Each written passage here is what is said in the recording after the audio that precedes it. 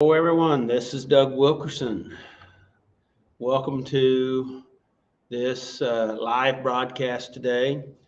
Uh, Hopefully, things are well. Um, this is primarily a lot of my focus is about dealing with stuff in life, life recovery, um, restoration of life, uh, which because life is messy. Have you found that out to be so? If you've had any time in life, you found that out. But life is messy. And so, welcome. And hopefully, this will be find a place that will help you, that'll be encouraging to you. So, anyway, let's get going because I got a bunch to cover here and a short time to do it. So, my title for today is Seven Steps to Unleash Ego's Hold on You. What do you think about that? All right. Ego. One definition of ego is uh, edging God out. EGO, edging God out, pushing God out of our life. Ego is the false self. We all have ego. Some of us have bigger egos than others, right? So, but ego is a belief that we have about ourselves, and a belief that we are separate from everybody, but we're not separate from each other. Okay, we're all connected. We're not more important than someone else. We're we're our value has been established. We're all valued the same. We may all have different talents, and we do, and we may all use them. Some of us may not, but that doesn't change our personal value. Okay, and so and we are not more special than someone else, even if we have different talents. Just because you may have maybe a more valued talent in the world, our talents is not it doesn't attribute our value to us. Our value is established by God. The ego would like to push or pull you either one way or the other. Either I'm more than or less than others, because it just wants us to be uh, not authentic. Okay, um, and it's a way of trying to uh, dominate us. It's the part of that fallen nature thing. So, um, so what we want to be is we want to be that authentic self, that true self, that spirit that that God put inside of us. Let that come out instead of striving to try to be something else. We're going to be talking a lot about this, and some of it's going to be hard, and hopefully, something here will help you. I'm not here to put anybody down. But I may point out some things that are true, and that's challenging. So ego says others have to be less so that I can be more. You know, push people down. You know what I mean? And and and what does that mean is that I remember as a young person, I didn't really realize this, but I had a strategy, a belief, a way of functioning in the world is that I have to tear them down, so that I feel better about me. I'm talking about me here, okay? And I did, so I feel better about myself. But I realized that tearing people down didn't really make me feel better. Actually, if you stop and think about it, it makes you feel worse, made me feel worse. So somewhere along the line, in my early adult years, I was able to come across this strategy, this belief system, that if I would help build up other people, I kind of used this terminology. If I build other people's building, because we don't want anybody else's building to be higher than us, but if I'm willing to help other people build their building, then my building will be built. Doesn't mean that they'll help me, but it will be. Okay, and I found that out to be so. So the ego is a destructive belief system. It's just that part of our being that's trying to make itself happen.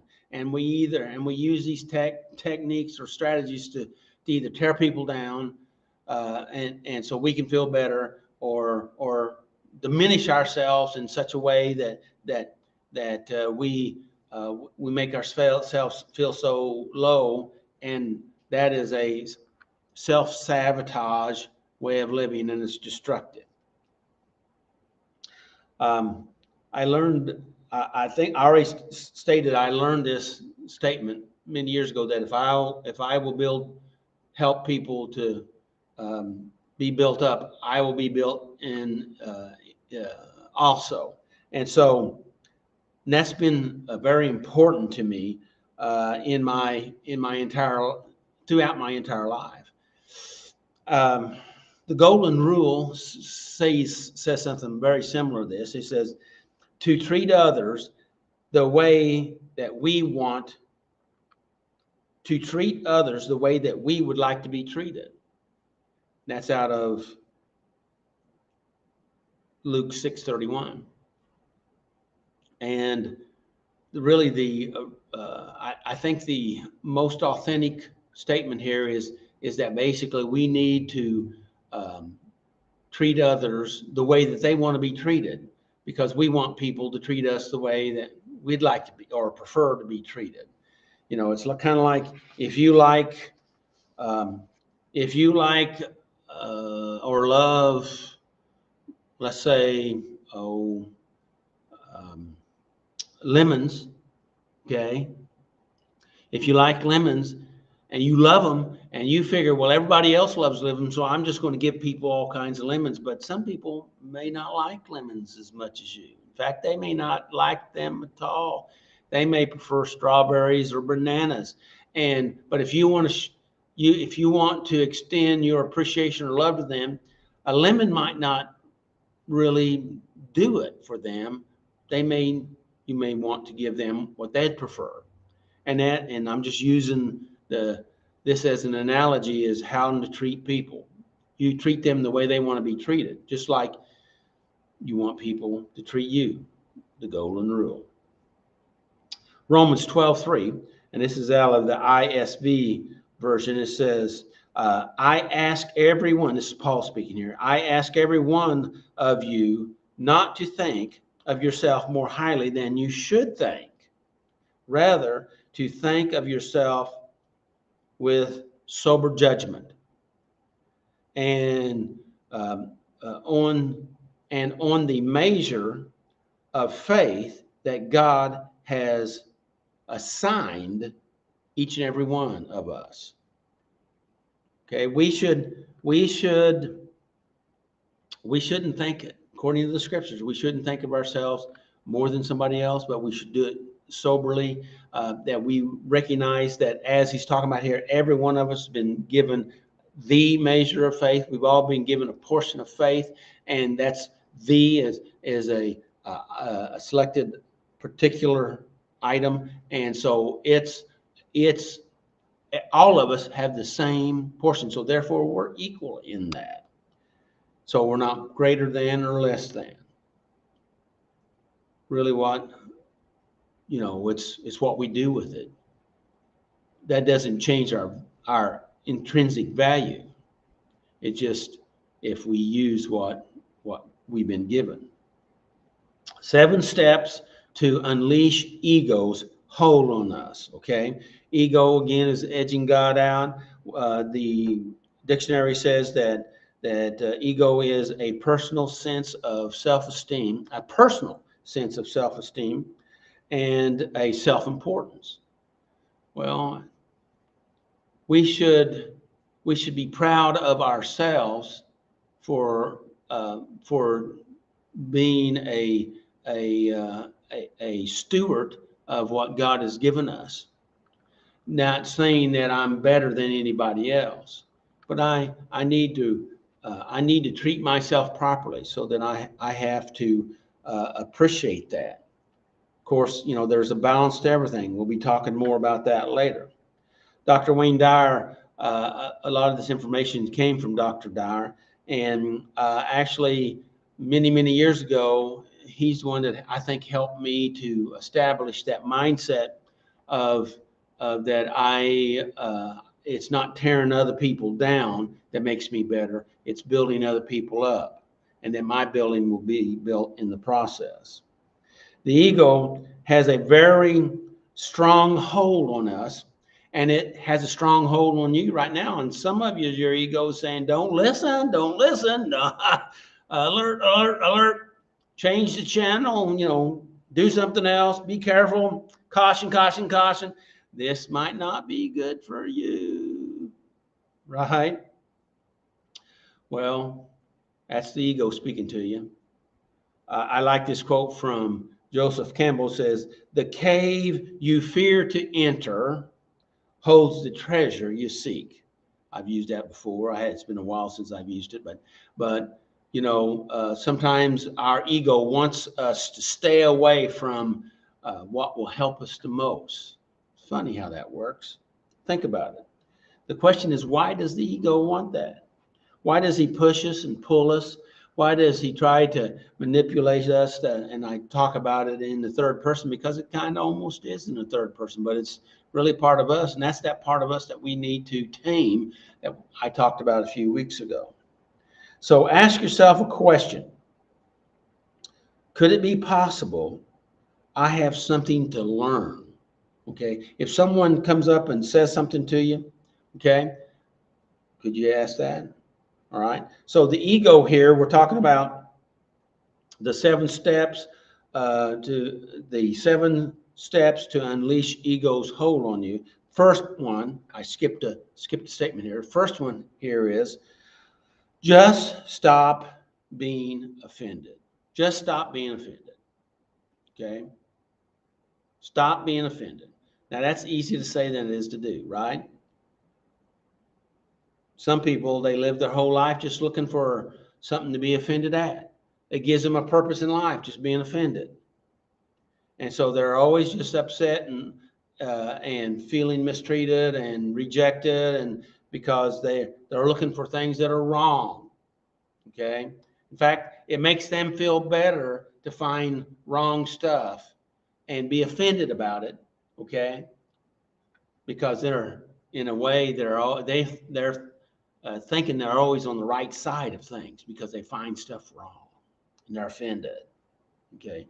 Ask yourself, could there be something that they're saying or doing that I could learn from? Even if I learned that what they're saying is a mistake, so I can learn to not make that mistake. Thank you for showing me that mistake. Thank you for helping me.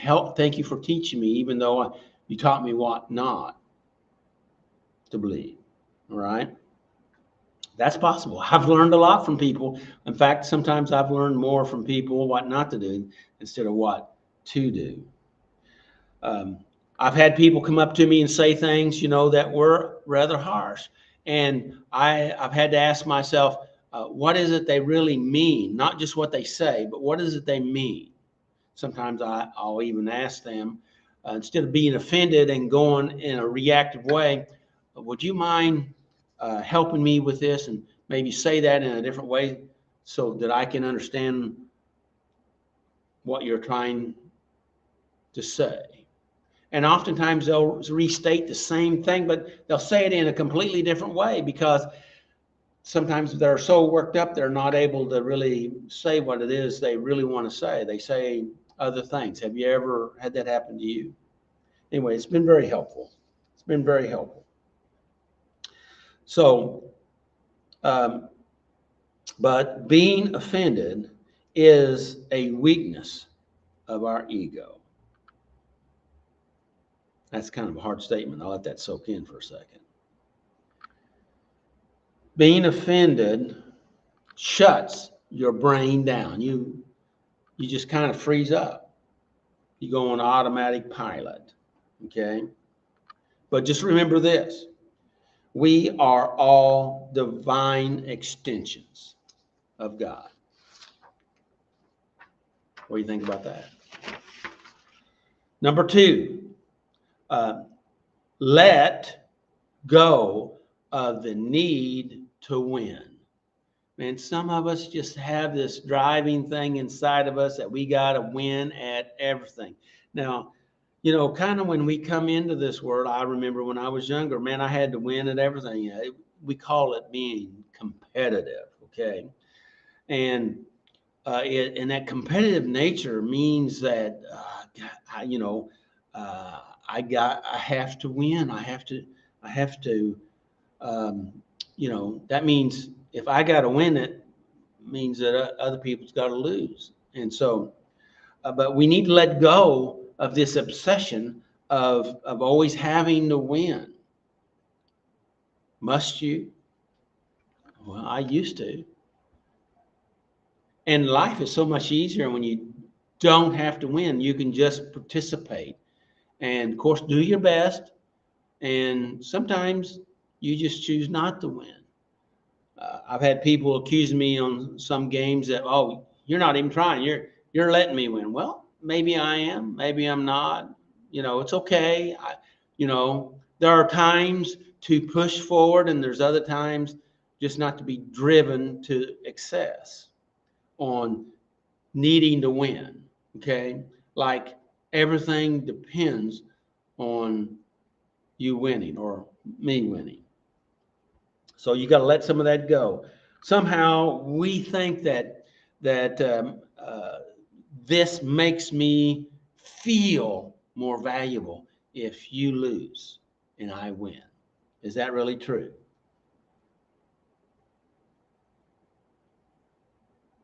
I'm not going to say that. Why is it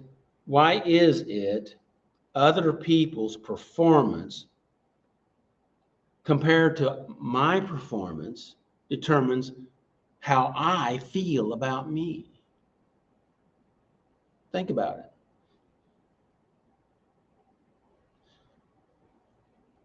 Isn't that, in a way, giving my personal power over to somebody else? My value doesn't change whether I win or lose. Sure, I prefer to do well. I like to do well. I strive to do well. But sometimes, and we all do, we don't do well. And we have to learn, not to be the winner. Gosh, most of my sports career when I was growing up was we lost our games, and it was hard. And I've often wondered why that happened. That because we had a pretty decent team. But sometimes we learn more when we work through the tough times. Isn't that true? Let's go forward. So, number 3, let go of your need to be right. You could say in a disagreement, you got a good point there. Yeah, I can see what you're saying. That, and you may even disagree with them, but you can still see their point. Okay, but it starts to take that edge off of it that you got to be right. Okay, so or sometimes why do you have to be right? Do you just feel that you have to be? It's just a driving force. Is it that big of a deal? I many years ago I came to the place that I say I decided I didn't have to be right anymore. I used to have to be right. And then I decided I don't have to be right. I can say to the other person, you're right about that. And I have. And oftentimes they'll even say, you don't believe that, you're just saying that. Well, you could be right. It's all right. You can be right and I can be right. You know? Now, so hold up my hand, surrender. You're right. Let it go. Because I don't have to prove that I'm right. You can be right. Doesn't mean that I'm wrong. I could be wrong. I'm open to being wrong. Number 4, let go of your need to be superior. Let go of your need to be superior. Man, some of us really get stuck on this, that we have to feel like we're better than everybody else. But the fact of it is, we're all a part of God, and He made us all be who we are. You know, we are individuals created by Him, and we are somebody. I don't have to be greater than, because I'm not greater than. And you know, when you walk into a situation and you try to usurp authority over people and suppress them, most of the time, most of us don't like that, and we push back. And in a lot of situations, I found it's better to say, hey, what do you think about this? Like, can we talk about this? You got an opinion about this? Instead of being the superior or boss, that we talk about it and solicit their opinion on things. Hey, when it comes down to it, right is right and wrong is wrong, and somebody has to make a decision. And sometimes I say this in business. I said, hey, listen, you know, I just have to make the best business decision I can in this situation. You understand that? And generally, when they don't feel like you're trying to lord over them, that they are okay with that, and they understand in an honest way. So we just need to be, number 4, we just need to let go of being superior. Truly noble is not about being better than anybody else. It's not about being perfect. It's not about being better than you. It's just being better than myself. I want to be better. Okay. I want to be a better person, a better husband, a better father, a better grandfather, a better employee, a better employer. I just want to be better. I want to be better at that, and not to be superior of somebody else. Number 5, let go of your need to have more. We all have this need to grow. Well, not all of us, but a lot of us. I think God has put inside of us this need to have more, but our ego is always pushing us to try to have more. But what we really want is, our spirit wants to have peace. But God has given us this drive to expand, to grow, and there's a balance to everything. And this is a kind of a tough and difficult subject, because we have to be balanced, and oftentimes we get lopsided in life, and sometimes we do get lopsided, but we got to be careful that we don't stay there too long, because then we'll be deformed, because we're out of whack with our family, with our spiritual life, our physical life, our uh, our family life, we have to be careful that we don't fall into the trap of trying to compensate um, with things or money instead of ourselves, our being, our presence, whether it's with our family or with God or sometimes just even with ourselves. Because sometimes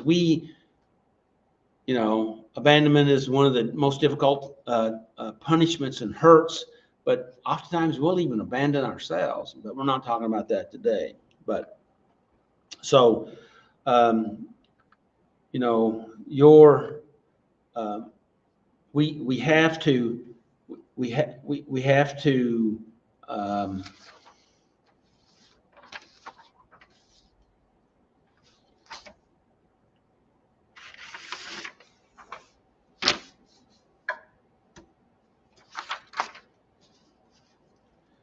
I got my mind went to running on a different wavelength there, and I dropped my spot. But we we have to